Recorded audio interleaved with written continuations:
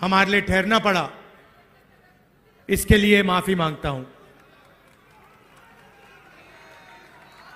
आपका मूड कैसा है? ठीक है, अच्छा है, ठीक है।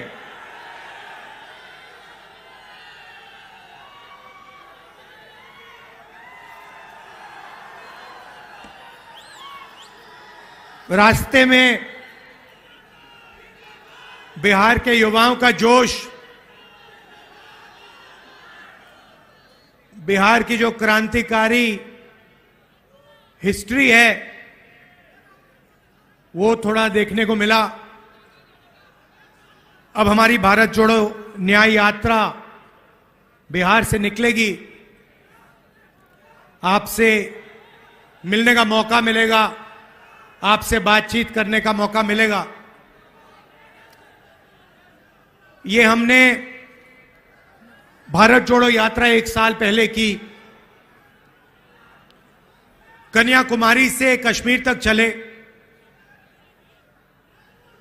4000 किलोमीटर, हर रोज 20, 25, 30 किलोमीटर चलते थे 6 बजे उठकर, और लाखों लोग हमारे साथ चले। समुद्र के तट से शुरू किया, हिमालय तक पहुंच गए, पूरा देश देखने को मिला। युवाओं से बात की, किसानों से, मजदूरों से 7-8 घंटे बात होती थी, अलग अलग लोगों से बात होती थी, और फिर शाम को 15-20 मिनट ऐसे हम अपनी बात रखते थे। लोगों ने हमसे पूछा 4000 किलोमीटर चलने की क्या जरूरत हुई? कहा कि देखिए राहुल जी, 4000 किलोमीटर शायद पहले कोई चला नहीं है, आपको जरूरत क्यों पड़ी? मैं कहता था देखिए, पूरा का पूरा सिस्टम जो है, मीडिया का सिस्टम, हिंदुस्तान का सिस्टम चुने हुए लोगों के हाथ में है, नरेंद्र मोदी जी के हाथ में है। मैंने अभी प्रेस वालों को मित्र कहा, मगर हमारे मित्र विपक्ष की बात टीवी पे तो नहीं दिखाते, अखबारों पे तो नहीं पढ़ाते, सही ना? वो टीवी पे आपको नरेंद्र मोदी जी का चेहरा दिखेगा, वो अदानी अंबानी का चेहरा दिखेगा, उसके साइड पे आपको ऐश्वर्या राय, अमिताभ बच्चन नाचते हुए दिख जाएंगे, डांस करते हुए, 2-3 क्रिकेट वाले दिख जाएंगे, मगर गरीब किसान, मजदूर, बेरोजगार युवा आपको नहीं दिखने वाला। जैसे हजारों किसान दिल्ली की ओर चल रहे हैं, उन पर टीयर गैस चलाया जा रहा है, छर्रे मारे जा रहे हैं। मैंने 2 दिन पहले किसानों से बात की, फोन पे बात की। एक्स आर्मी का जवान था, उसके मुंह पे छर्रे मार दिए। मैंने उससे कहा देखो, आप पहले देश के लिए लड़ रहे थे, जब आप सेना में थे तब आप देश के लिए लड़ रहे थे, मगर आप ये मत सोचो कि आप आज देश के लिए नहीं लड़ रहे हो। जो आपने छर्रे मुंह में, जो आपके छर्रे मुंह में लगे हैं, ये भी आप देशभक्ति का काम कर रहे थे, किसानों की लड़ाई लड़ रहे थे। तो मीडिया में तो नहीं दिखेगा भैया, आप देख लो, यहां पे आपको भारत जोड़ो न्याय यात्रा में हजारों लोगों की भीड़ दिखेगी, मगर आप टीवी ऑन करोगे तो सिर्फ नरेंद्र मोदी जी का चेहरा दिखेगा। वो सुना है वहां दुबई में वहां के राजा से गले मिल रहे हैं,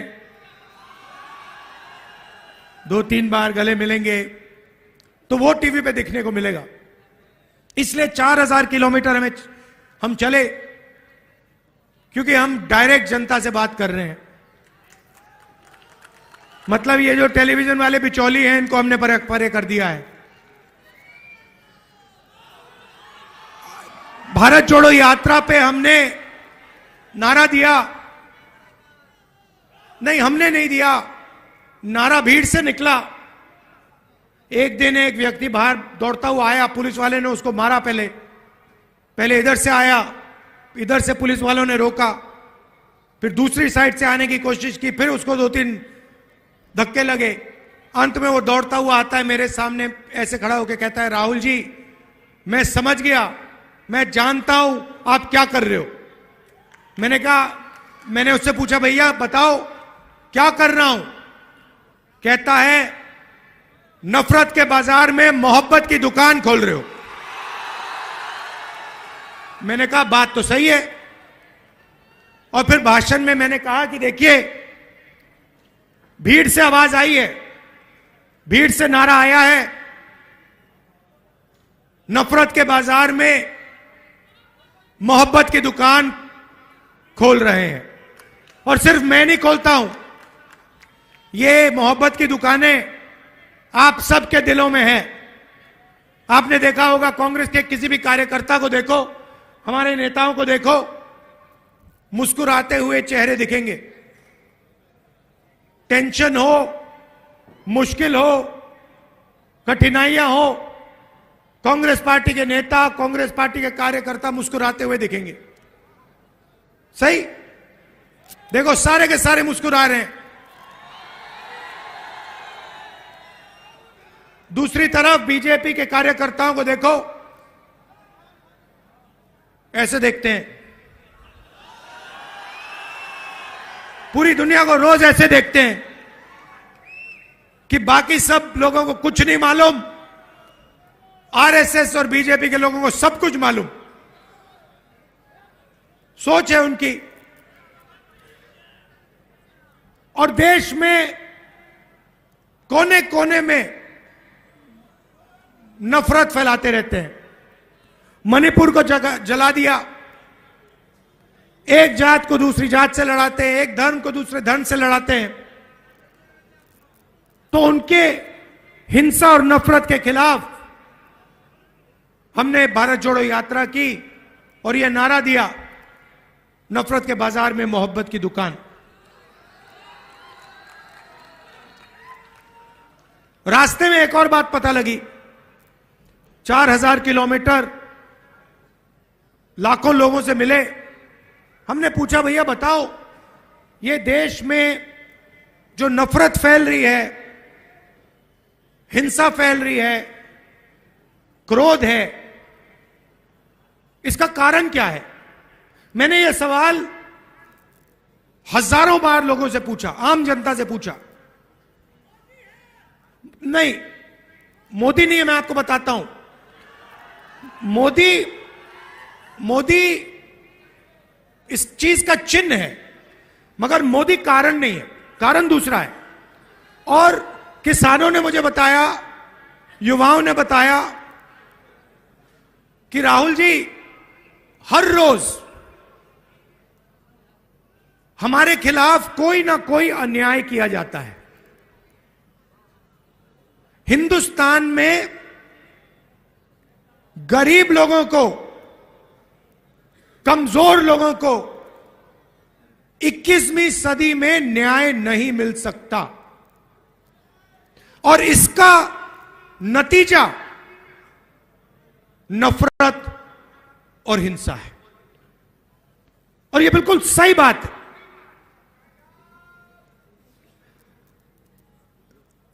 गरीब व्यक्ति जितनी भी कोशिश कर ले, किसान जितना भी चिल्ला ले, मजदूर जितनी जोरों से चीखे, उसे इस देश में मालूम है कि मुझे न्याय नहीं मिल सकता। रोज दिखता है उसको। आप देखिए,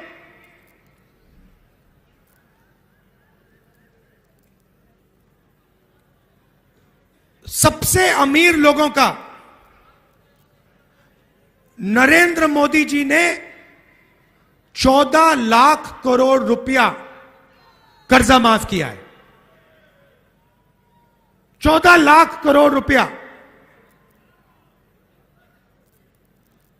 नरेगा में कितने लगते हैं? साल में कितने लगते हैं?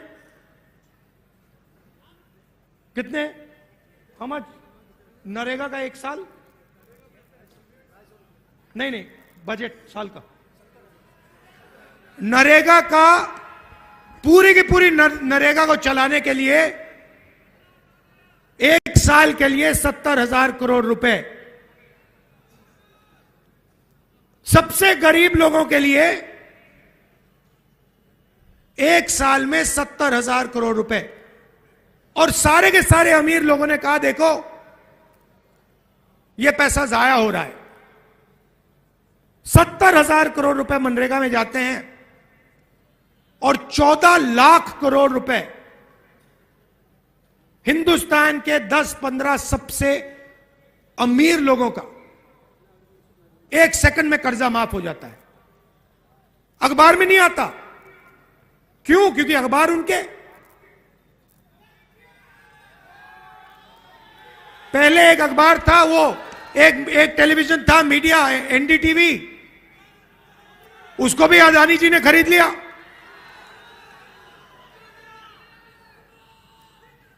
तो जहां भी आप देखें,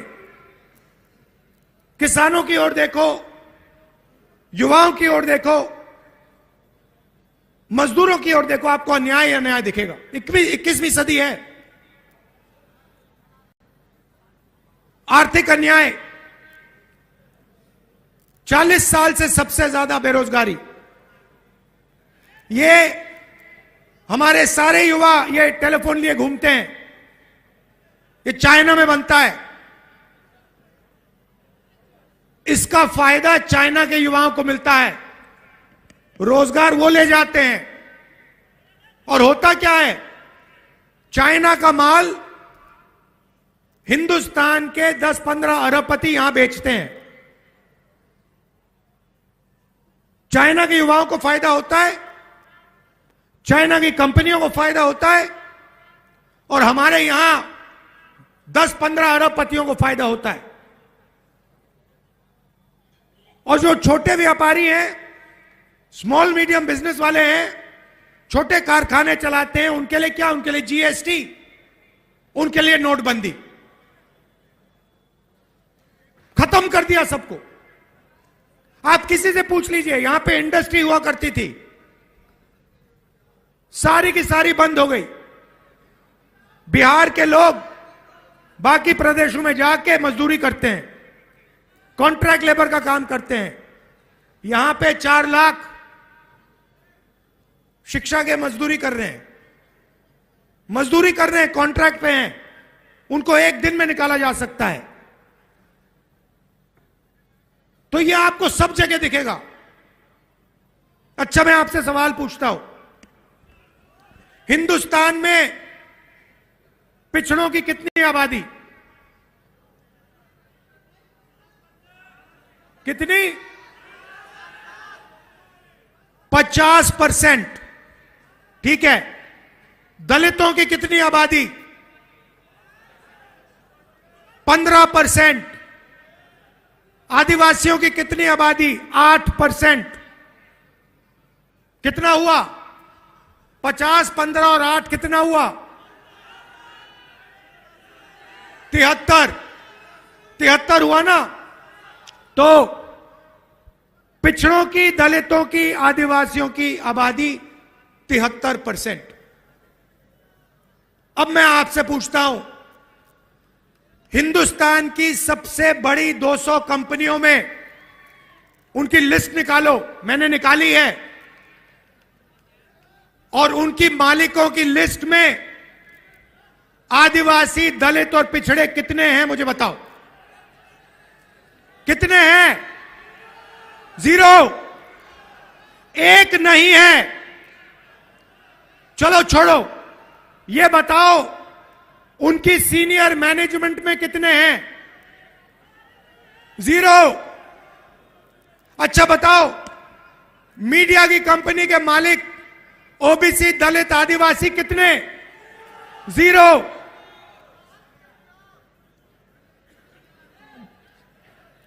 प्राइवेट अस्पतालों के मालिक बताओ? 0। प्राइवेट कॉलेज, यूनिवर्सिटी के जो बड़े बड़े संस्थाएं हैं उसमें बताओ कितने? 0। एक नहीं दिखेगा आपको। अब एक काम करो,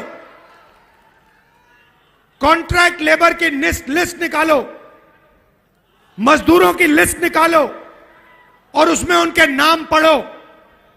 आपको सारे के सारे दलित, आदिवासी और पिछड़े मिलेंगे। उसमें थोड़े से जनरल कास्ट के गरीब लोग मिलेंगे। यहां पे जनरल कास्ट के लोग हैं। आपसे पूछता हूं, हिंदुस्तान की सबसे बड़ी कंपनियों में गरीब जनरल कास्ट के लोगों के लिए कितनी जगह है मुझे बताओ? 0। 90 लोग इस देश को चलाते हैं। 90 आईएएस अफसर इस देश के बजट को बांटते हैं। प्रधानमंत्री नहीं बांटता, एमपी नहीं बांटते, 90 अफसर देश के बजट को बांटते हैं। वो चुनाव नहीं लड़ते कभी, वो परमानेंट रहते हैं। चाहे कुछ भी हो जाए, चुनाव कोई भी जीत जाए, हार जाए, कोई फर्क नहीं, ये 90 लोग वहीं के वहीं बैठे रहेंगे।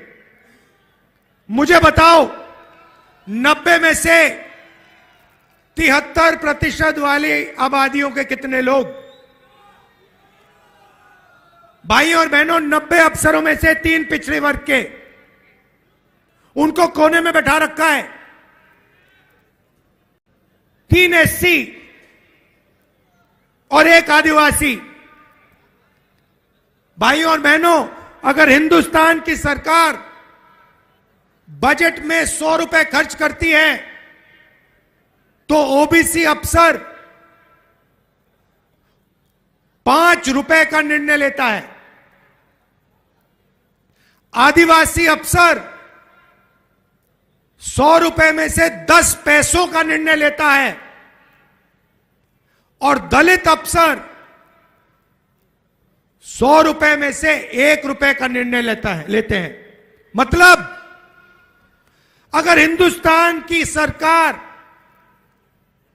बजट में 100 रुपए खर्च करती है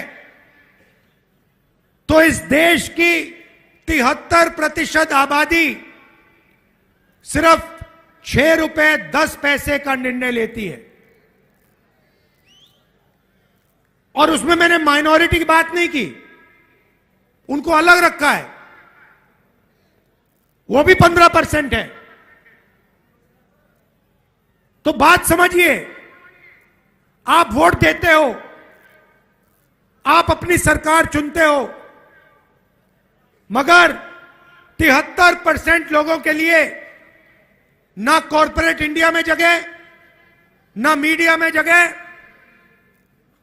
ना बड़े उद्योगों में जगह, ना ब्यूरोक्रेसी में जगह, ना हाई कोर्ट में जगह। हाई कोर्ट का आंकड़ा मेरे पास है, 650 हाई कोर्ट के जज हैं। उसमें से अगर आप 73% वाले लोगों को देखो, 650 में से 100 हाई कोर्ट के जज या दलित या आदिवासी या पिछड़े वर्ग के। मतलब आबादी आपकी, जीएसटी का पैसा आपका, आप देते हो। आपने शर्ट खरीदी, ये जो गुलाबी शर्ट पहने हो, कितने रुपए की शर्ट थी ये? हाँ, 300। ₹400 की शर्ट है, जितनी जीएसटी इन्होंने दी उतनी ही जीएसटी इस शर्ट के लिए अदानी और अंबानी देंगे, उतनी। ये अगर 18% जीएसटी शर्ट के लिए देंगे, 18% अदानी देगा। इनकी आमदनी 50,000 रुपए, उसकी आमदनी लाखों करोड़ रुपए। जितनी जीएसटी ये देता है उतनी जीएसटी वो देता है। वो महल में रहता है, वो हवाई जहाज में उड़ता है, मगर जितनी जीएसटी हिंदुस्तान का मजदूर देता है उतनी जीएसटी अदानी देता है। यह अन्याय है।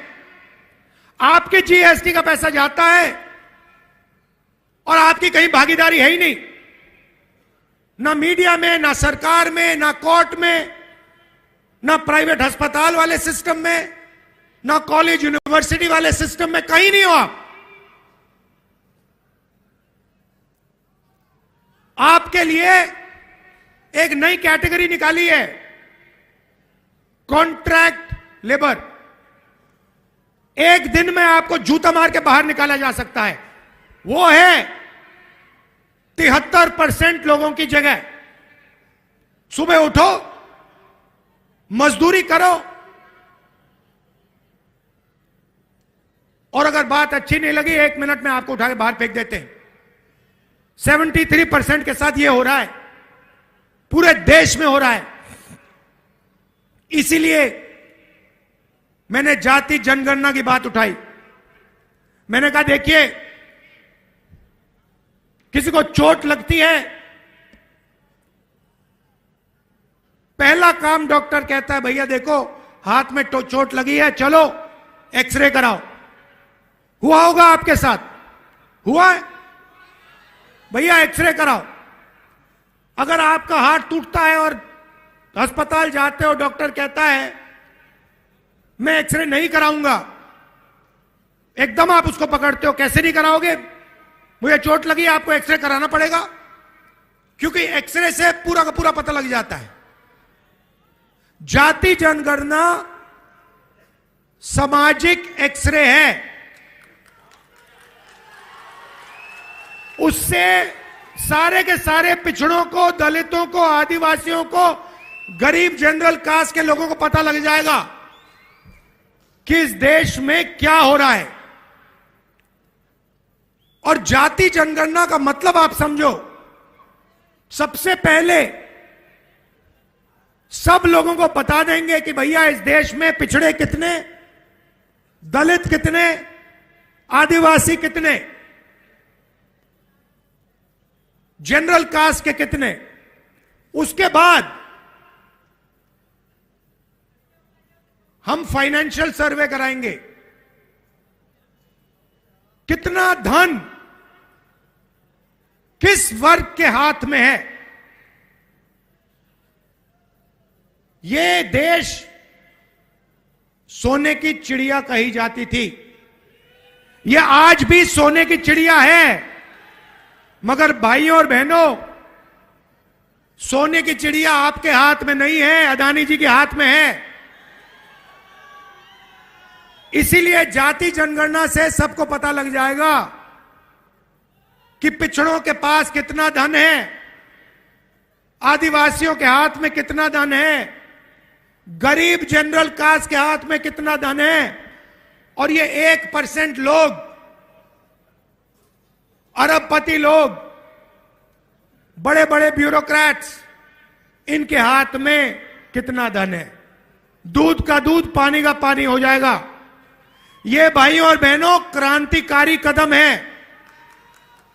आजादी जैसे हुई थी, क्रांतिकारी कदम, सफेद क्रांति, हरी क्रांति, कंप्यूटर रेवोल्यूशन, बैंक नेशनलाइजेशन, वैसा ही एक क्रांतिकारी काम है। और मैं आपको बता रहा हूं, इसके बिना आप सब लोग भूखे मर जाओगे, कुछ नहीं बचेगा, ना रोजगार मिलेगा, ना आपके बच्चों के पास भविष्य होगा, क्योंकि 1% लोग पूरा का पूरा धन उठा के ले जाएंगे। इसीलिए मैं कह रहा हूं, सामाजिक न्याय का अगला कदम जाति जनगणना है और कांग्रेस पार्टी इस काम को करके दिखा देगी। कुछ ही दिन पहले हमने एक ऐतिहासिक कदम उठाया। पहली बार हिंदुस्तान की हिस्ट्री में हमने कहा कि हिंदुस्तान के किसानों को हम लीगल गारंटी दे के एमएसपी देंगे। कानूनी गारंटी वाली एमएसपी कांग्रेस पार्टी हिंदुस्तान के हर किसान को देने जा रही है। ऐतिहासिक काम है। जैसे ही मैंने जाति जनगणना की बात की, नरेंद्र मोदी जी कहते हैं हिंदुस्तान में जात तो है ही नहीं, एक अमीर है एक गरीब है, दो ही जात हैं। पहले कहते थे मैं ओबीसी हूं, अब कहते हैं दो ही जात हैं। हमने एमएसपी की गारंटी दी, बीजेपी के लोग कहते हैं कांग्रेस पार्टी ये कर ही नहीं सकती। पहले हमारे बारे में कहते थे कांग्रेस पार्टी किसानों का कर्जा माफ नहीं कर सकती। 72,000 रुपए कर्जा माफ करके हमने दिखा दिया, 2 मिनट में दिखा दिया, 10 मिनट लगे उसको करने के लिए। तो यही भारत जोड़ो यात्रा का लक्ष्य है कि हम सामाजिक न्याय, आर्थिक न्याय, इन चीजों की बात करें और इन चीजों की लड़ाई लड़ें। बीजेपी ने राम मंदिर का उद्घाटन किया, देखा आपने? मुझे बताओ, टीवी आप सबने देखा, आपने उद्घाटन में एक गरीब व्यक्ति का चेहरा देखा? अंबानी दिखे, अदानी दिखे, अमिताभ बच्चन दिखे, नरेंद्र मोदी दिखे, हिंदुस्तान के सारे अरबपति दिखे, किसान दिखा, मजदूर दिखा, बेरोजगार युवा दिखा? तो फिर बात समझिए, ये नरेंद्र मोदी जी 2-3% के लिए काम करते हैं। ये पूरा ड्रामा जो चल रहा है आपके ध्यान को भटकाने का है। टीवी वाले मिले हुए हैं, मीडिया वाले मिले हुए हैं, अदानी, अंबानी, नरेंद्र मोदी, ये 10-15 लोगों की टीम है और इनका काम आपसे आपका जो जीएसटी का पैसा है वो छीनने का है, वो लेने का है और 24 घंटे आपके ध्यान को इधर उधर करने का है। देखो भैया, उधर वो ऐश्वर्या राय नाच रही है, वो देखो भैया अमिताभ बच्चन ने डांस मारा, वो देखो भैया विराट कोहली ने चौका मारा, ओ भैया देखो पाकिस्तान में लड़ाई हो गई, ओ देखो चाइना में ये हो रहा है। मगर हिंदुस्तान में कितनी बेरोजगारी है उसके बारे में नहीं बोलेंगे, जीएसटी का पैसा कहां जा रहा है उसके बारे में नहीं बोलेंगे, जाति जनगणना उसके बारे में नहीं बोलेंगे, किसान की एमएसपी उसके बारे में नहीं बोलेंगे, कॉन्ट्रैक्ट लेबर उसके बारे में नहीं बोलेंगे। कभी नहीं दिखेगा मीडिया पे, दिख ही नहीं सकता, वो आपका है ही नहीं, वो आपका है ही नहीं।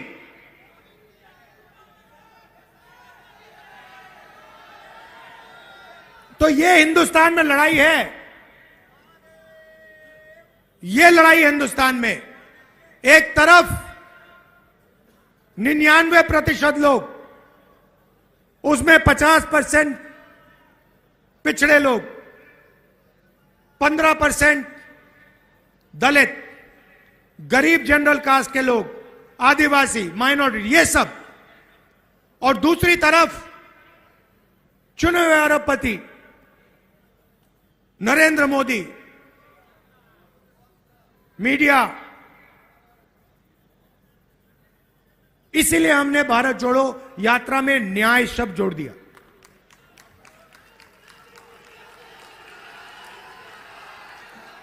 आप सब आए, इतने प्यार से आपने मेरी बात सुनी,